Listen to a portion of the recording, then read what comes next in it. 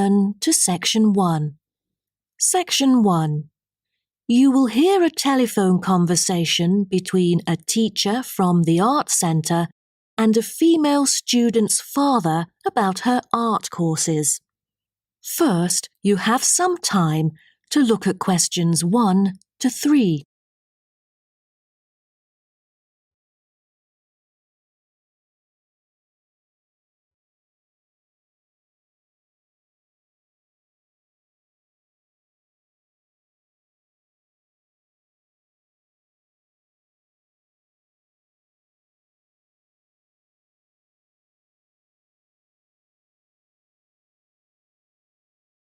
You will see that there is an example which has been done for you. On this occasion only, the conversation relating to this will be played first. Good afternoon. May I speak to Emma's parent? Afternoon. I'm her father. Who am I speaking to? This is Emma's teacher, Jane Carson, calling from the Arts Centre. I'm just calling to talk about her drama class at the centre. Oh, thank you for calling. How's Emma doing in drama class? You know, she just transferred here last month, unlike the others in her class who have been taking the course the whole semester since June. So I'm a bit worried that she might not fit in so well. The father says his daughter Emma has been taking the course since last month, so C has been circled as the answer. Now we shall begin. You should answer the questions as you listen, because you will not hear the recording a second time. Listen carefully and answer questions 1 to 3. Good afternoon. May I speak to Emma's parent? Afternoon. I'm her father. Who am I speaking to? This is Emma's teacher, Jane Carson, calling from the Arts Centre. I'm just calling to talk about her drama class at the centre. Oh, thank you for calling. How's Emma doing in drama class? You know, she just transferred here last month, unlike the others in her class who have been taking the course the whole semester since June. So I'm a bit worried that she might not fit in so well. There's no need to worry. She exhibits a strong performance in her drama class. Is that so? Yes, she didn't adapt to the new environment as quickly as I originally expected, and seemed a bit shy at first, but a few days later she made a couple of friends and became more talkative and also more involved in class. Emma really is a role model for others because she has always been an active participant during class. She voices her own ideas and is very creative. I didn't expect that, but I can tell that she really enjoys the course because she's been talking about it at home frequently these past few weeks. That's great to hear. Interest is always the best teacher. I also have to inform you that there's been an adjustment in the timetable of the drama class next term. Why is that? It's not that the music room that we currently use isn't available. As there are too many enrolling for the coming semester, increased class size means that space is limited to house the whole class. Also, the new classroom we use is not available during the current time frame, so I'm afraid we have to change the time for it. I see. So when would it be? As you know, the current class begins at 3:15, but the new time of the drama class would be 4:45. I'm afraid I have errands to run during that time. On the other campus, the class still begins at 3:15, but for the campus Emma goes to, it is the only time available for drama class. Oh, I see. I have to make adjustments to my course schedule then. No problem. Before you hear the rest of the conversation, you have some time to look at questions 4 to 10.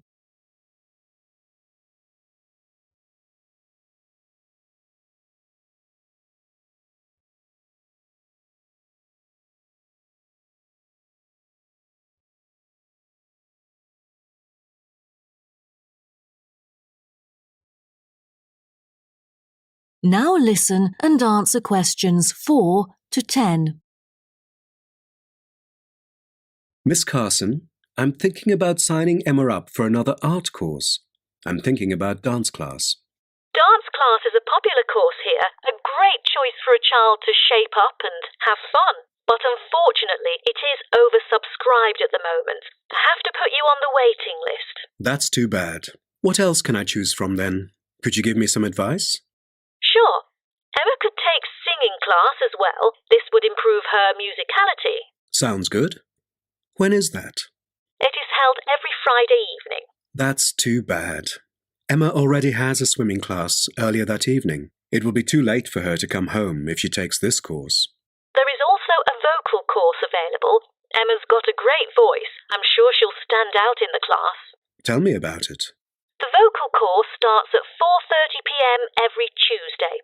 It isn't fully booked yet. Great teacher, experienced and beloved by students. The price is a bit higher though. How much is it? It's $110. Oh, that's too much. Way over our budget. We have to cover the extra cost if we choose it. Or maybe Emma could take music class. What is it about? Learning about songs and musicals. Well, the students have the opportunity to play different instruments like the piano, drum, and so on. They can also learn to write music under professional guidance. That's exactly what Emma is eager to learn. How much would it cost? It was $63 last term, but this term it is $85, $22 more than the original price. We can afford that. When does the course begin? The course starts on September the 7th. Can we start 1 week later, on September the 14th? My daughter will be on a trip to France with her mum on the 7th. No problem, and the teacher for the class is Jamal Curtis. Just contact him if you have any further questions regarding the course. Jamal Curtis? How do you spell Curtis? Oh, it's Curtis. Thank you. That is the end of section 1. You now have half a minute to check your answers.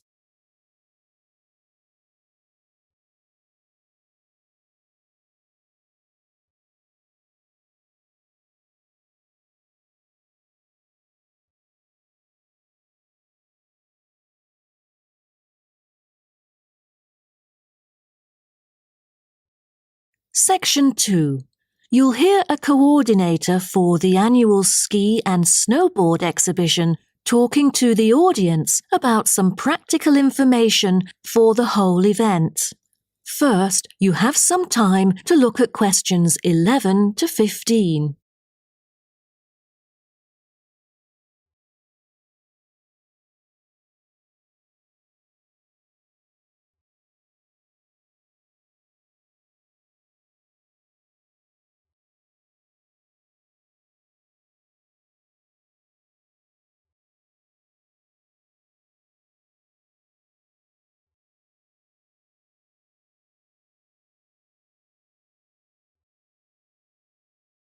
Now, listen carefully and answer questions 11 to 15. Good morning, everyone, and welcome to the annual ski and snowboard exhibition held from April the 8th to 17th. I am Mary Granger, coordinator of the event this year. The 10-day event features many highlights. As a snow sports lover, I know you are looking forward to a great time here. Now, I'd like to offer you some practical information about the whole event and what to expect from it. This might be the first time coming here for some of you, so for those who are still wondering about the right accommodation, I recommend Sky Hotel. It has its own health and sports clubs, just like most of the hotels here, but I love it because of its incredibly cosy beds, which guarantees good rest after an exhausting day of exploration. If you haven't brought your own equipment, like poles, boots and skis, they are available for purchase or rent at Ski Set or Snow Rental. The exhibition this year provides a colourful look into the history of skiing and an inspiring peek into the future prospects of the sport. Apart from the fascinating photo exhibitions and the most up-to-date skiing gear like always, this year we have added 4 computers which can imitate the process of skiing, ensuring the same physical activity and sensations that appear during the skiing process on downhill slopes. But I have to warn you that it might be quite time-consuming to line up for the free trial experience. Many have posed the question as to how to enter the skiing and snowboarding competition. Well, rather than filling out the back of the entrance ticket or bombarding the committee with emails, the most effective method is by checking out the exhibition newsletter delivered every month for availability. At the most beloved local event, the exhibition has also drawn attention from the press. Last year, massive media coverage was on the worrisome amount of snowfalls. In order to avoid the same predicament, several artificial skiing slopes have been built. With more participants this year, we have lowered the entrance fee, which has been widely reported to local newspapers. A bonus for our participants is the ski programme. It offers a wide variety of lessons and sessions with qualified instructors, ensuring that all ages and abilities are catered to, from the first-timers to seasoned amateurs. I strongly advise you to sign up for the programme, as it is offering an unprecedented 30% discount. That's mainly because we are cooperating with the programme organiser, who promises affordable prices only for the participants of the festival this year. Before you hear the rest of the talk, you have some time to look at questions 16 to 20.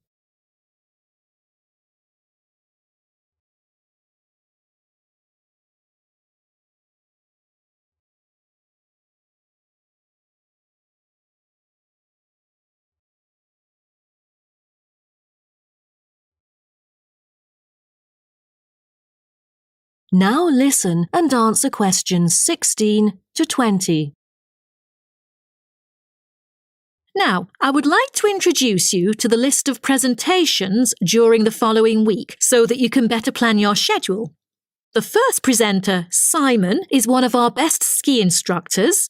As an experienced instructor, he will inform you about the dangers that face skiers and snowboarders. Accidents happen mostly to those who are careless or ignorant. Good risk management involves considering both the probability and consequences of an accident. The next speech, titled Solution, is given by Jamie Kurt.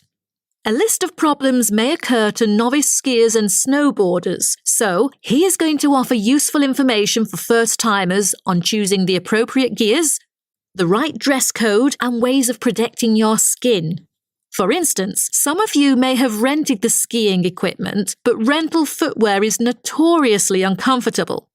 Then, Jamie will provide instructions to help make your footwear fit better. The third speech is about a documentary introducing skiing and snowboarding and the difference between the two sports. It also depicts a group of snow lovers exploring new slopes with breathtaking views. The director, Andy Fisher, will be there, addressing the whole shooting experience. The fourth talk is about the tricks of skiing, presented by Harry Tyson. It is most useful for those who have already tried skiing, yet still need more practice to master the sport. Harry will teach you how to turn more skillfully. A lot of people can keep their skis roughly parallel, but there's no point if you make it hard to work with and slide around out of control. Useful exercises will also be suggested to improve your parallel skiing technique so that you can tackle steeper slopes and enjoy yourself more. Jason Smith will be the last presenter, mainly addressing towards advanced skiers. He manages to apply snow climbing into skiing. Climbing in soft snow, you are floundering around. Walking becomes harder. So, a good trick during climbing is to maintain a wider gait, approximately shoulder width, so that you are more stable while walking. This works for skiing as well. That is the end of section 2. You now have half a minute to check your answers.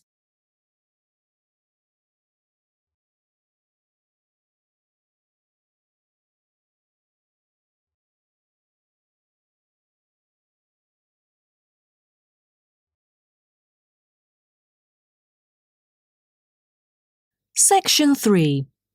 You will hear a student called Jerry discussing a pedagogy course with his tutor. First, you have some time to look at questions 21 to 23.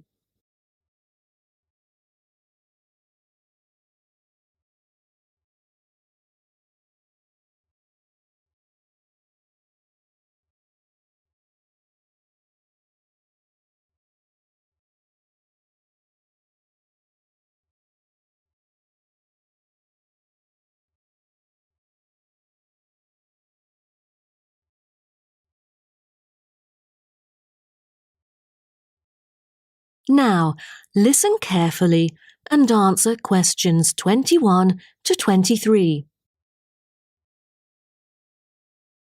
Jerry, how did it go with preparing your lessons?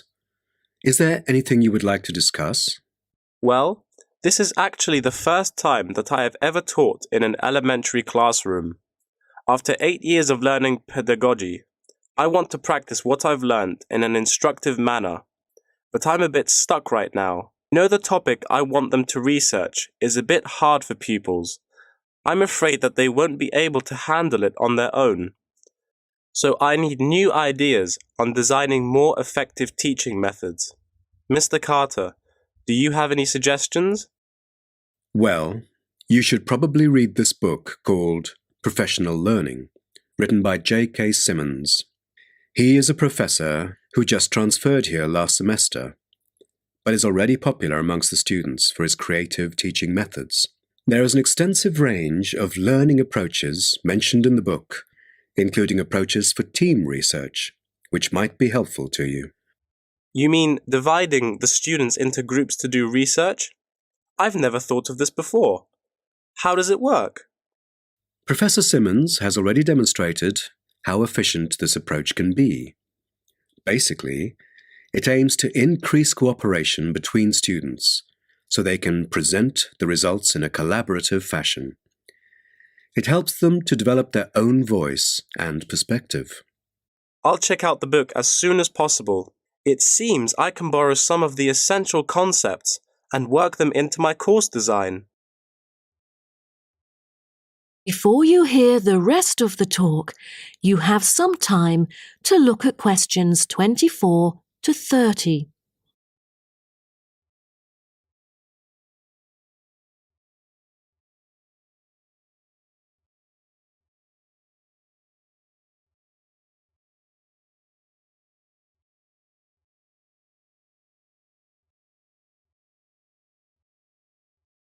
Now listen and answer questions 24 to 30. Well, I was thinking maybe I could use both observation and non-observation as a part of my teaching methodology. Could you take a look at my teaching plan? Sure. What kind of observational methods do you have in mind? For the observational part, I intend to include 2 approaches. First, the pupils can assess each other's behavior. I feel that reviewing fellow students through criteria-based reference evaluation allows constructive feedback. It can also improve their understanding of the subject material. That's a smart move for a large class that would be hard to observe all by yourself. Also, you might want to get the feedback from several different individuals rather than just one. So how do you plan to carry out the peer assessments?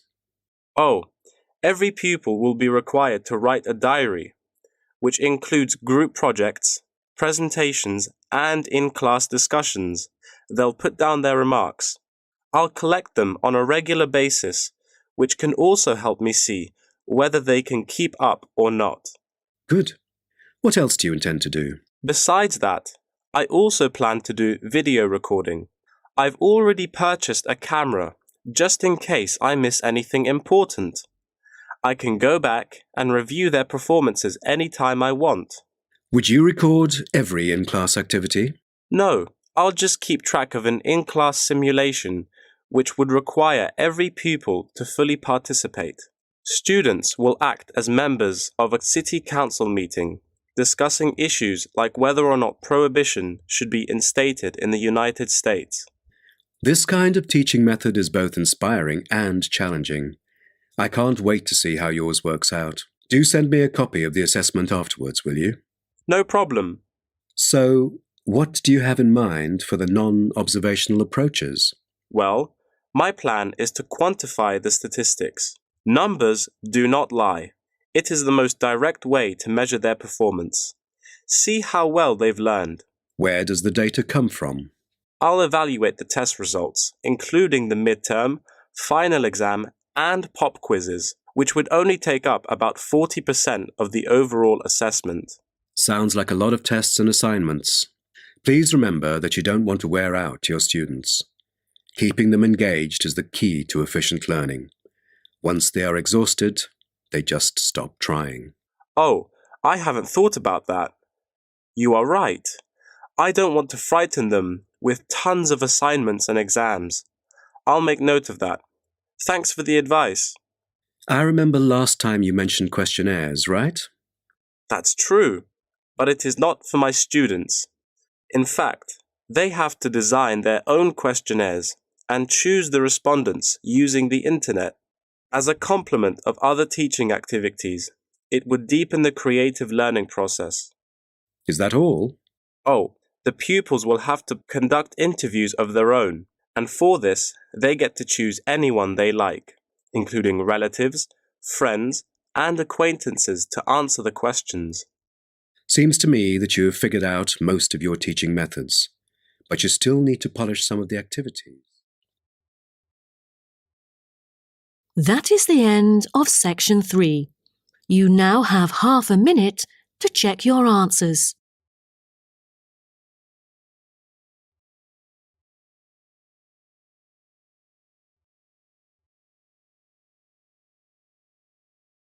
Section 4. You will hear part of a lecture about urban migration. First, you have some time to look at questions 31 to 40.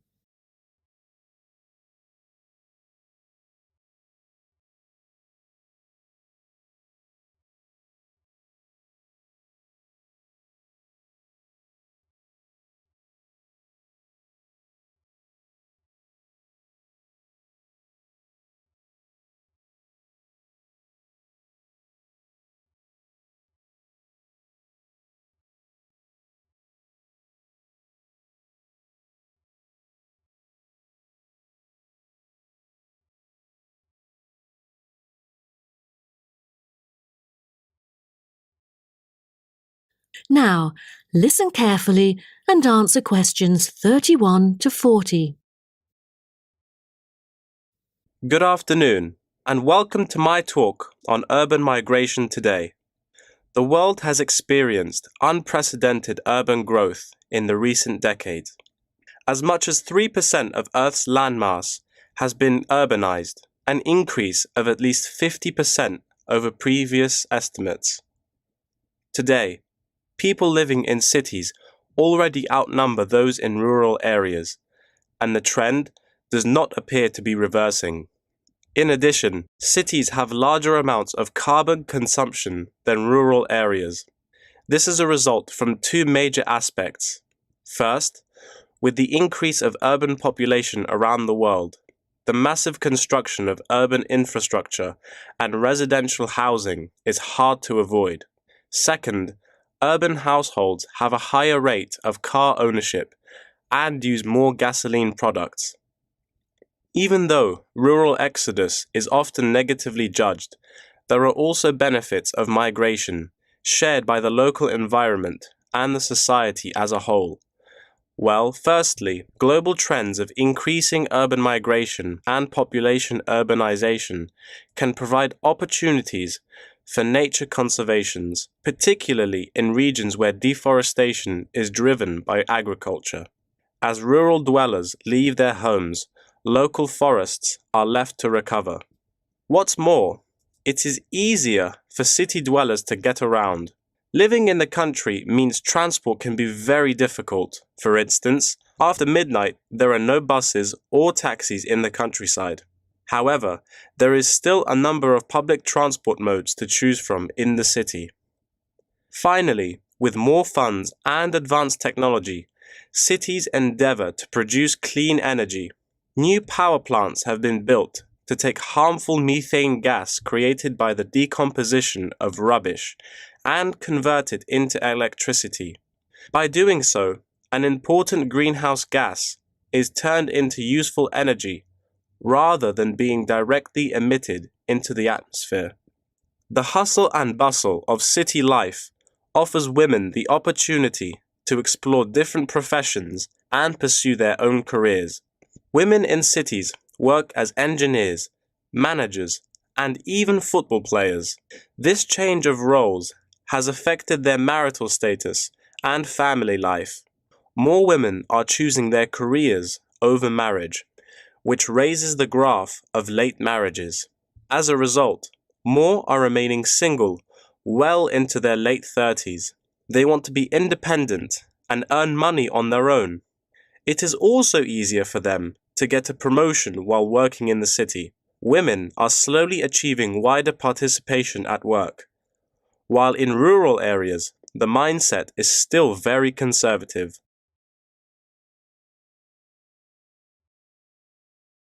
However, cities also change the way that humans interact with each other and the environment, often causing multiple problems. In general, urban wages are significantly higher, so moving to the city is an opportunity to earn what was impossible in rural areas.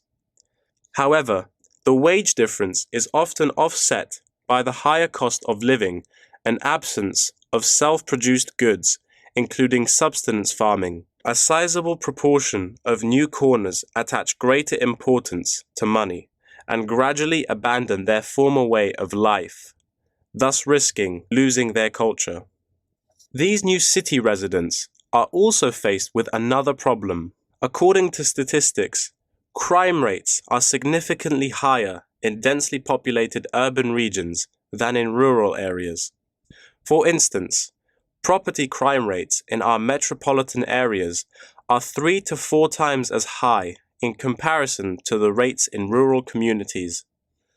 Immigrants, upon arrival into cities, typically move into the poor, blighted neighborhoods because that is where they can afford to live. Crime in these areas is high and reflects poor living conditions, as these neighborhoods experience great levels of poverty. This pattern also occurs for violent crimes, which is much more common in large urban areas than elsewhere. In addition, traffic congestion and industrial manufacturing are prominent features of the urban landscape, which take their toll on the natural environment and those who depend on it. Air pollution from both cars and factory emissions affect the health of countless urban residents. Rural to urban migration can boost the urban economy.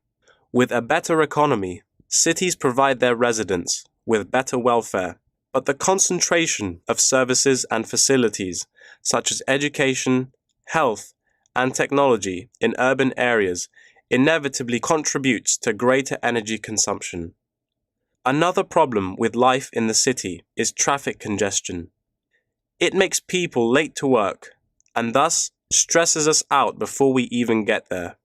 Deliveries can't arrive on time, gas costs money. The quality of life of those commuters starts to decline. What's worse is that if congestion makes it harder to match the right workers to the best jobs, it is economically inefficient as well. That is the end of section 4. You now have half a minute to check your answers.